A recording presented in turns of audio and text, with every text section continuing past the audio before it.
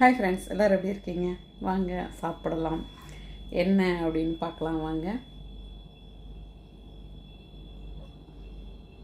கோவக்காய் துவட்டல், புடலங்காய் கூட்டு. இன்றைக்கி தான் சமையல். வாங்க எப்படி இருக்கணும் அப்படின்னு பார்க்க காமிக்கிறேன்.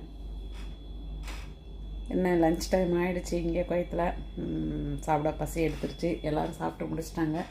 ஸோ கடைசியாக நான் சாப்பிட போகிறேன். புடலங்காய் கூட்டில் பார்த்திங்கன்னா கடலைப்பருப்பு, துவரம்பருப்பு, பாசிப்பருப்பு 3 பருப்புமே போட்டிருக்கேன். குக்கரில் நல்லா பருப்பெல்லாம் கழுவிட்டு போட்டுட்டு 4-5 பல் பூண்டு, ஒரு பச்சை மிளகாய், புடலங்காய், 2 வெங்காயம், ஒரு தக்காளி, அப்புறம் மசாலா ஐட்டம் எல்லாமே போட்டிருக்கேன். மிளகு சீரகப்பொடி, மல்லிப்பொடி, மிளகாய் பொடி எல்லாமே காரத்துக்கு ஏற்ற மாதிரி போட்டு எல்லாத்தையும் ஒரு விசில் வர வரைக்கும் வேக வச்சுட்டு எடுத்துட்டேன். பாருங்கள் எவ்வளோ சூப்பராக வந்திருக்குன்னு. ரொம்ப குழஞ்ச மாதிரி இருக்கக்கூடாது. இந்த மாதிரி பருப்புலாம் பார்த்திங்கன்னா நல்லா வெந்து தான் இருக்கும், பட் ஆனால் முழுசாக இருக்கும். பாருங்கள், அந்த மாதிரி இருந்துச்சிங்கன்னா நல்லாயிருக்கும்.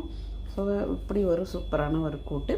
வெந்து வந்ததுக்கப்புறம் விசிலெல்லாம் அடங்கினதுக்கப்புறம் கடாய் வானல் அடுப்பில் வச்சு எண்ணெய் ஊற்றி, எண்ணெய் காஞ்சதுக்கப்புறம் கடுகு, உளுத்தம் பருப்பு, கொஞ்சம் வெங்காயம் கட் பண்ணதை தாளித்து கருவேப்பிலை போட்டு அப்படியே இதில் ஊற்றிட வேண்டியது தான். அதுக்கு முன்னாடி கொஞ்சம் தேங்காய் பொடி வேணும்னா நீங்கள் ஆட் பண்ணிக்கலாம். நான் தேங்காய் பொடி ஆட் பண்ணியிருக்கேன். பூண்டு ஏற்கனவே போட்டதுனால தேங்காய் பொடி மட்டும் ஆட் பண்ணிவிட்டு அதுக்கப்புறம் தாளித்து போட்ட சூப்பரான ஒரு கூட்டு ரெடி. இதை நீங்கள் சப்பாத்தி, தோசை இது கூடவே வச்சு சாப்பிட்லாம், சாப்பாடு கூடயுமே வச்சு சாப்பிட்லாம். அடுத்து பார்த்திங்கன்னா சூப்பரான ஒரு துவட்டல் தான். அது என்ன அப்படின்னு பார்த்திங்கன்னா கோவக்காய் எல்லாருக்குமே ரொம்பவே பிடிக்கும். இது இன்றைக்கி நான் ரவுண்டில் ஷேப்பில் கட் பண்ணி போட்டிருக்கேன். எப்பயுமே நீல வாக்கில் கட் பண்ணி போட்டு செய்வேன். இது நல்லா அதே மாதிரி வானல் சூடானதுக்கப்புறம் எண்ணெய் ஊற்றிட்டு கடுகு, தம்பருப்பு தாளிச்சிட்டு ஒரு 2 குட்டி வெங்காயம் போட்டிருக்கேன். அது நல்லா வதங்கினதுக்கப்புறம் அது கூட எல்லா மசாலா ஐட்டத்தையும் போட்டுட்டு அதுவும் நல்லா வதங்கி வந்ததுக்கப்புறம் கட் பண்ணி வச்சுருக்க காயை ஆட் பண்ணிவிட்டு இது நல்லா சுண்டி வர அளவுக்கு வேக வைக்கணும். சுண்டி வெந்ததுக்கப்புறம் நம்ம உப்பு போட்டுக்கிட்டால் போதும்.